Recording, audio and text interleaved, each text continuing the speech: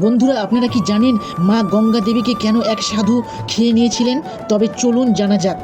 আর এই মহান তপস্বী মুনি ছিলেন অগস্ত্যা। এই অগস্ত্যা মুনি মাতা গঙ্গাকে খেয়ে নিয়েছিলেন। এর পিছনে এক বড় রহস্য রয়েছে। পিত্রাসুর নামে এক ভয়ঙ্কর রাক্ষস ছিলেন, যিনি দেবরাজ ইন্দ্রের সঙ্গে ঘোর যুদ্ধ করে পরাস্ত হন।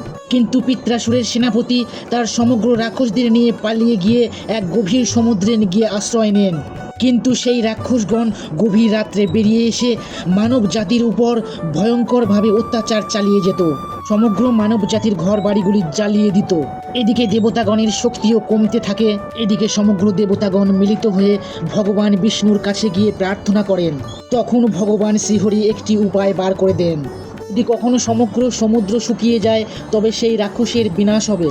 আর এই কাজটি করতে পারবে বাবার পরম ভক্ত অগস্ত্যা মুনি। এই কথা শুনে অগস্ত্যা মুনির কাছে সমগ্র দেবতাগণ মিলিত হয়ে গিয়ে তাদের বার্তা বলেন। তখন মহর্ষি মুনি সুবিশাল সমুদ্রকে নিজের হাতের মুঠোয় নিয়ে এসে মুখের মধ্যে ঢুকিয়ে নেয়। আর আপনার যদি এই ঘটনা দেখে সামান্যতম চোখে জল এসে থাকে, তবে ভিডিওটি দর্শন করে কমেন্টে লিখুন হর হর মহাদেব।